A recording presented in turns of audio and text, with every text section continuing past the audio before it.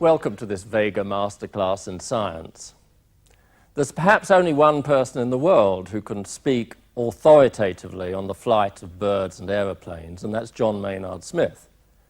He's our leading exponent of Darwinian evolution, but the most important thing is that he was first trained as an aeronautical engineer. Now, I guess we all know that the early attempts at man's flight were based on birds, but whether there's any relevance of that to today's jumbos or stealth bombers, I eagerly await to hear his views. So may I introduce John Maynard Smith to give his talk on the flight of birds and aeroplanes. During the war, I worked in an aircraft design office at a company called Miles Aircraft. One of the first things I learnt about aeroplanes is that they have to be stable. And by stable, one simply means that if the pilot does keep his hands and his feet still and doesn't fiddle with the controls, the aeroplane will fly in roughly a straight line. It's stable in just the same way, actually, that an arrow is stable. If you take an ordinary stick and throw it, it'll turn head over heels all the time. But an arrow goes, as we say, straight as an arrow. And the reason it does so is that the arrow, like this one, has a clump of feathers on the back.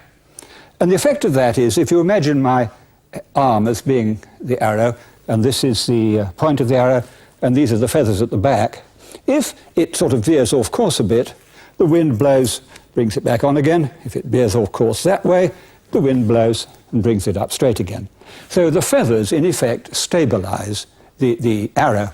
Essentially the same thing is true of aeroplanes, and I want to demonstrate that. This is the first aeroplane I have designed for 50 years, so it may not work terribly well.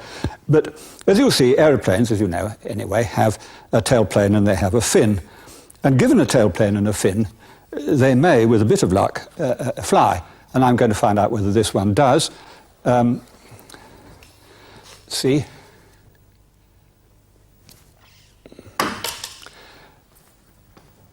Well, that's not too bad. I want now to show you that when I take the tailplane off, no tailplane, it probably won't fly. And it doesn't fly. And it's essentially because the tailplane is performing exactly the same role that that feather on the back of the arrow is playing.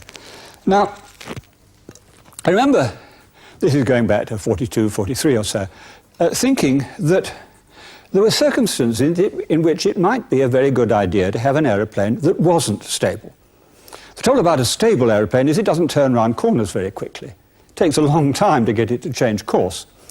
For fighter aeroplanes, which is what we were thinking about in those days, an aeroplane which would change direction very quickly would actually be better. And an unstable aeroplane would change direction quicker, and it would have certain other advantages.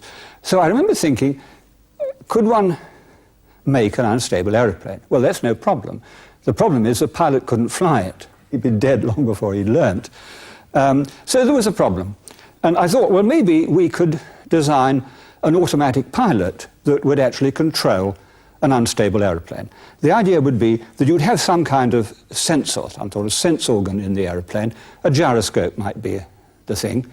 And you'd wire the thing up so that if the aeroplane veered off course at all, there'd be a message going from the gyroscope to the elevators, to the fin, to the ailerons, to the control surfaces, which would bring the aeroplane back straight again. I thought quite hard about this, but I decided, unfortunately, it simply wasn't on. At least it wasn't on those days. It would just simply take too long for the electric motors we then had and the control mechanisms we then had to be able to operate the control surfaces, and the aeroplane would have crashed long before the automatic pilot got it back on course. So rather reluctantly, I gave up the idea and started thinking about something else. And it didn't occur to me again until, I suppose 48, 49, and I decided that I'd rather spend my life being a biologist, which is more fun, if less well paid. So I went back to college and trained myself, or got trained, in zoology. And while I was an undergraduate of zoology, I started thinking about bird flight and other flight. And one of the things I noticed was that the most primitive flying animals that we know about from the fossil record all had long tails. I've drawn some of them on the blackboard, and I'm going to go and talk about them a bit. This one I'm sure you're familiar with. This is my version of Archaeopteryx, the first bird of which we have a fossil. And we're very lucky to have fossil feathers as well as its skeleton. And roughly it would have looked like this. It had teeth, but not that's got anything to do with it. But it had wings with feathers on. But the point I want to draw attention to is that it had a great long tail with a row of feathers along either side. Now, the story about Archaeopteryx that I was told was, well, it had a great long tail because it was descended from a reptile, probably a small dinosaur, which had a great long tail, and it hadn't closed up like it has in a modern bird. I didn't find that terribly convincing because, after all, it had had time to evolve feathers, which are extremely complicated things. Surely it would have had time to close its tail up. And it occurred to me that perhaps it had a long tail because it had to be stable, like an aeroplane has to be stable. So I started thinking about the other animals that can fly. The second group I thought about were the pterodactyls. And this is my rather poor idea of a pterodactyl, no long tail. But when I looked into it and read Romer's paleontology, I discovered that the first group of pterodactyls, a beast called Rhamphorhynchus, did indeed have an enormous great long tail, longer than the rest of the animal, and at the end of the tail there was a fluke of skin like that. And that made me feel very happy. It looked as if Rhamphorhynchus also had to be stable when it started. Bats, don't know, no evidence. We don't have any sufficiently early bat fossils, and I think we still don't, to be able to tell whether first bats had long tails. I'm going to be very happy if somebody finds a bat with a long tail, but it hasn't happened yet. The fourth group are the insects. The first flying insects had long, flat abdomens with sort of extensions sideways, and two sort of hair-like tails sticking out of the back of that. So it certainly looks as if the first insects were stable in the same way that Rhamphorhynchus was and that Archaeopteryx was. And finally, if you think about the animals that glide, I mean, the flying phalanger, flying squirrels, a number of animals glide, and they too tend to have long tails. So the idea was then that maybe the most primitive flying animals had to be stable, like an aeroplane has to be stable, but that at least some modern animals are not stable because they have evolved an automatic pilot like the one that I imagined back in 1942, which actually enables them to sense departures from the straight and narrow course they're flying and adjust their wings so that they bring themselves back onto course again. Sparrow flies fine without its tail. No big problem. Whether it's as good at turning around corners, I don't know, but it can certainly fly straight and narrow. But it turns out that the crucial evidence comes from insects where, I don't know whether it's right or wrong either, but I don't actually mind doing nasty things to insects in the way that I mind about doing nasty things to birds. And the crucial experiment, or the first experiment of this kind, was done by a man called Pringle in Cambridge on a fly, a dipteran. The diptera are that group of insects which have just a single pair of wings. Most insects, as you know, have two pairs of wings. And I've drawn a picture of a dipteran. Here it is. That's a fly seen from on top. And there are its wings. And the hind pair of wings have been turned into these little knob-shaped organs. They're relatively a good deal smaller than I've drawn them. I've drawn them big so you can see them, called halters. And as a matter of fact, we know that those are modified wings because in the fruit fly, Drosophila, there's a mutant which changes them into wings. And although ordinary Drosophila, being flies, have a single pair of wings, that mutant has two perfectly good pairs of wings and no halters. What Pringle did was to just cut them off. You anaesthetize your fly with carbon dioxide, or we used to do it with ether in those days, but it's said to be inflammable, and people don't like you using ether nowadays. You anaesthetize your fly, and you remove the halters, and the fly cannot fly. It fizzes. I mean, it makes its wings beat, but it just falls straight to the ground like the unstable aeroplane does, only even quicker. The question is, can you make it able to fly again by making it stable like an aeroplane is stable? And you can. What Pringle did was to stick a fin on the back, and what he used was just the tip of a cockerel hackle feather, you know, the neck feathers on a cockerel, things you tie trike flies with. You just take just the tip of that and glue it on as a fin on the back of the fly, and the fly can fly again. It doesn't fly very well, but it goes like this, but it does at least stay up there and fly, even if it can't turn around very quickly. What's going on is that when the fly is flying, the halters beat up and down in time with the wings. And they are giving the fly information about whether it's rotating as it flies. How?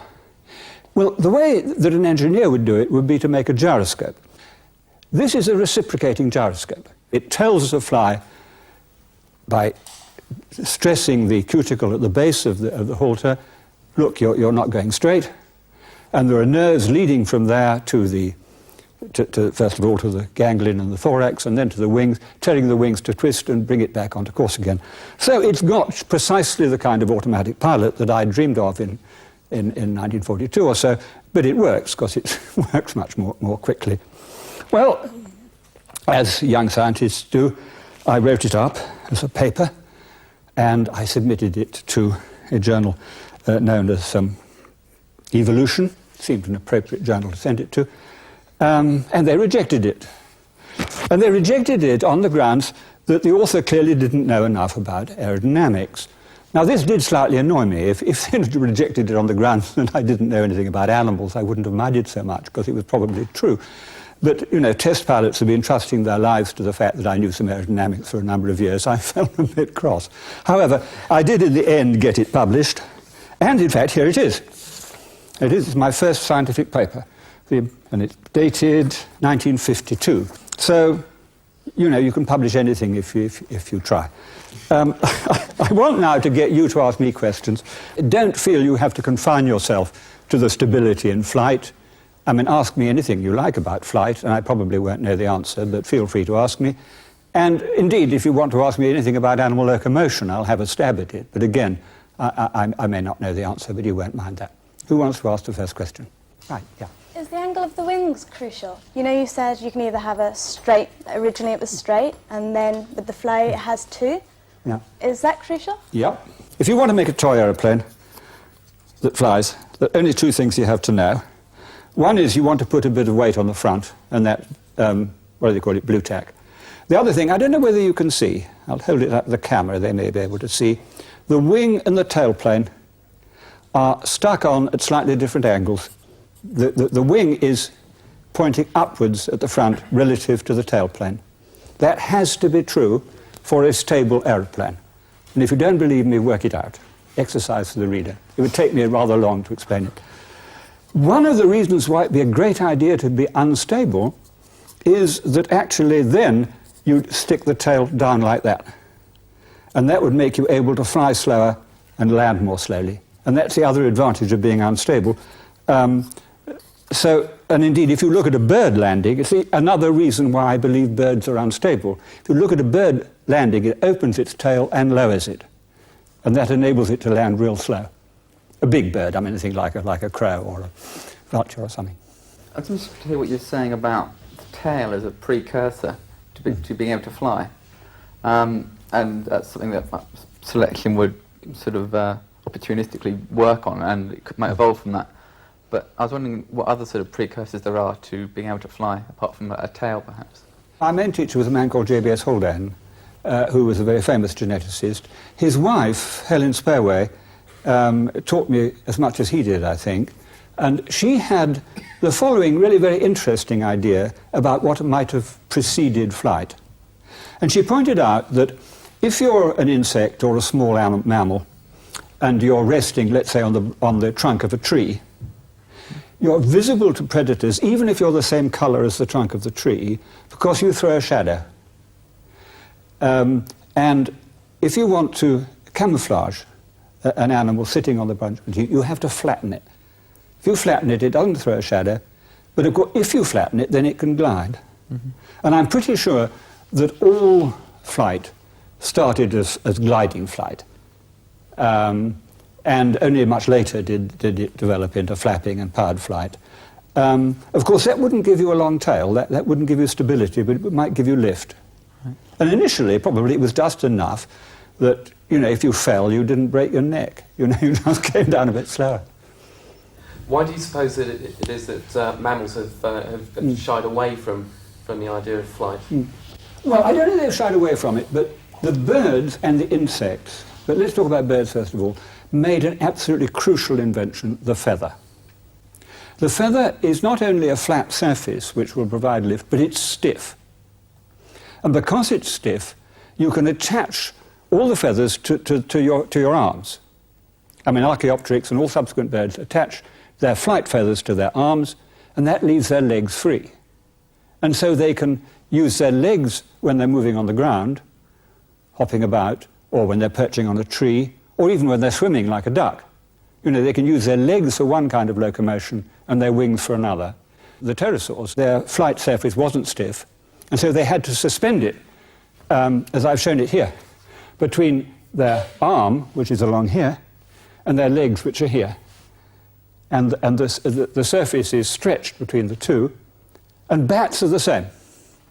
They involve their hind legs in supporting the wing, and consequently, they can't use their hind legs for hopping about and running and jumping. And I think that's a basic disadvantage compared with birds.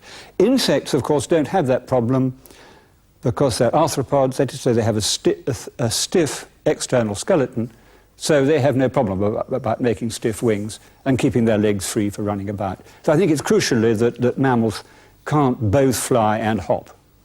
Poor things. John?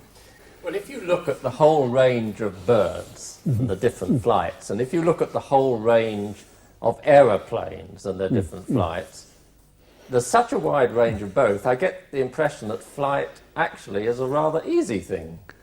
So your comments about mammals are perhaps a bit surprising?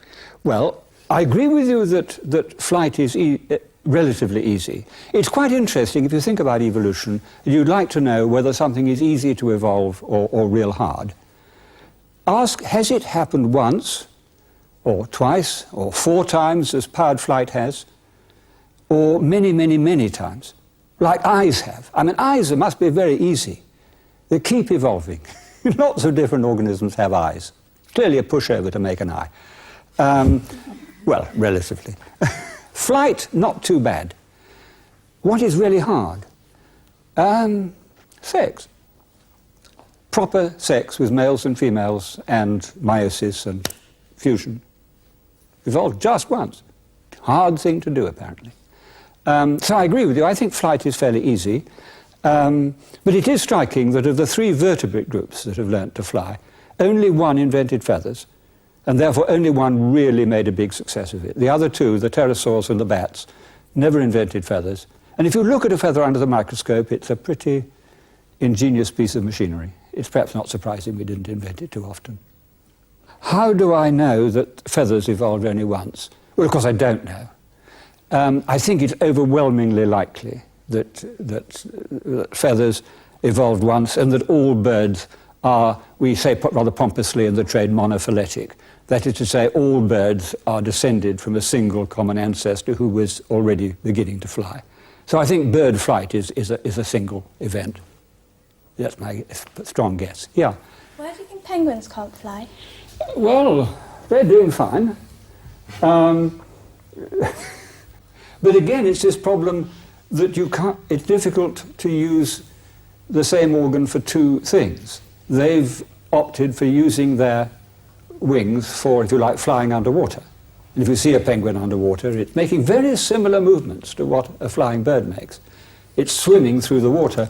Now, of course, as you know, there are birds which can fly and use their wings underwater for swimming. The divers, like the red-throated diver and so on.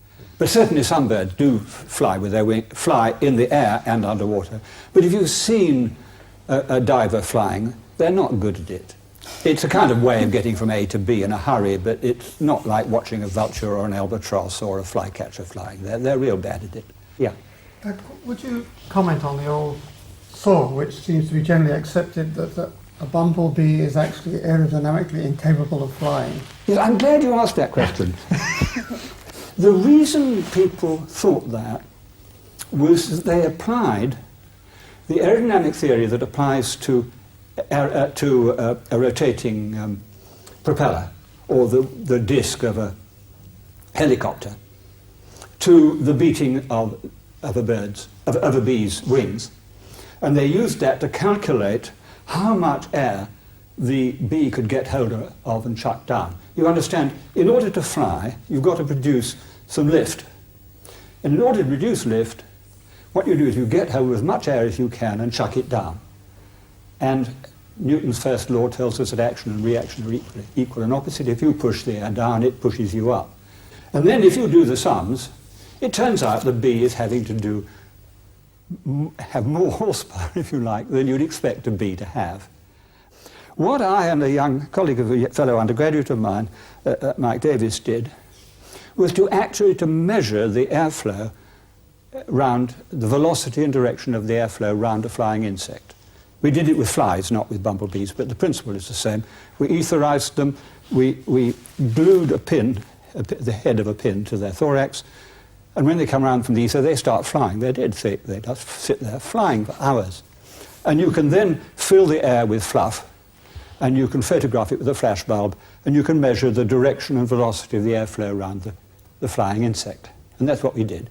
And it turned out, as we ought to have been able to predict, that the bee was getting hold of about 10 times more air than you'd think. Why? Because of the scale. It's a very small scale, and the viscosity of the air means that not only the air that's actually gone past the wings is going into a jet below the bee, but a great mass of air from all round is being sucked in by viscosity. So it's basically the viscosity of the air that enables a bee or a large fly to fly. As I say, we tried to publish that and never could. I was equally cross about that. I was recently shown a skeleton of a bird which had incipient thumbs on the wing, which was said to be rather important for flight, but I'm not quite sure why. These are the sort of so-called bastard wings. The thumb of the bird,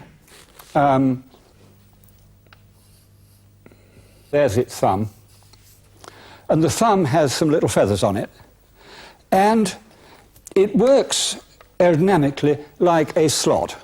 The idea of a slot is, can I draw it? I'll draw it just crudely.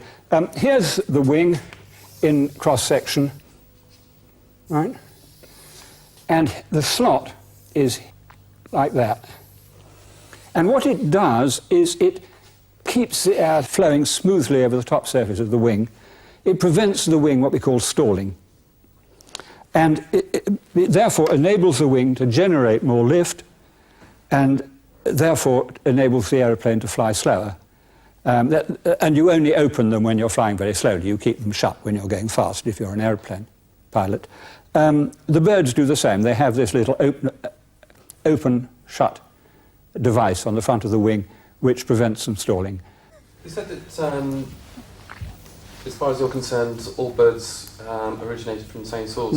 So how do you explain two distinct types of flying within the birds? Because most birds fly forwards and find it extremely difficult to hover unless you're pointing into the wind. Apart from hummingbirds, which tend to take on more of an insect-like style of flight.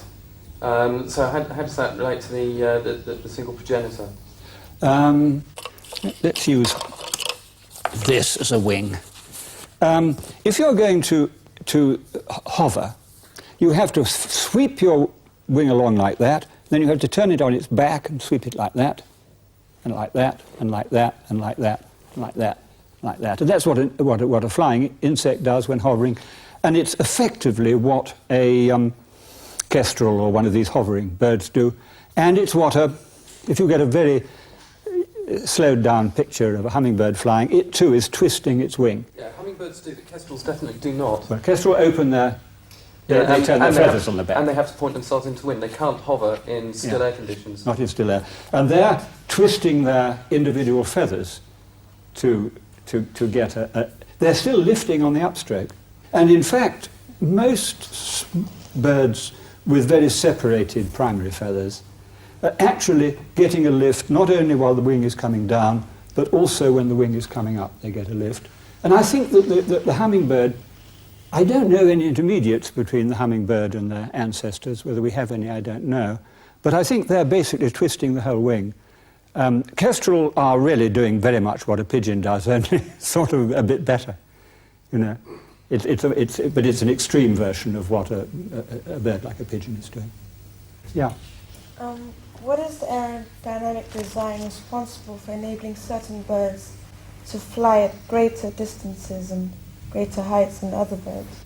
If you want to fly a long way, by and large it's a good idea to have a high wing loading and fly pretty fast.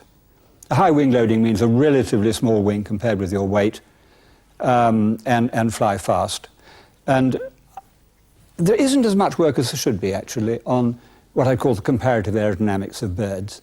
But I did find one absolutely gorgeous collection of data, published in 1922, I think, by a committee set up by the Aeronautical Society for studying bird flight. And it's called the First Report of the Bird Construction Committee of the Aeronautical Society of Great Britain. And it's a great document, and it contains quite a lot of these data, like weights and wingspans and how far they fly and so on. But it's a little difficult to use because they didn't know that birds have proper names. They tend to say hawk or gull or something, and you just don't know which hawk or which gull, and that makes a lot of difference. But the question you're asking is good, and not enough work's been done on it. Sorry, yeah. I was wondering why, with an aeroplane, you have the three fins at the back at right angles to each other. Why don't you have the fins at 120 degrees instead of at... Some do. There have been some aeroplanes like that. I honestly don't know why it didn't catch on. I mean, whether the test pilot came down and said, Christ, I can't stand this thing, or what it was, I don't know, but it certainly didn't catch on, and we still have them separate. Does anybody know why that didn't catch on? You need some sort of logarithmic movement to change between the rudders and the elevators. And if you want a slight bit of rudder, then you end up with a slight bit of elevator as well, whether you want it or not, unless you counteract it, which defeats the purpose of having it in the first place. When engineers make machines, they tend to separate the parts. You know, you don't have the gearbox and the engine all stuck together. You have them, you know, an engine and a gearbox, and you have a fin and a tailplane. And you know, is that necessary? And why does it happen? I don't know, but it's one of the many things I don't know. But you've asked me quite a lot of questions I didn't know the answer to, and thank you very much for coming.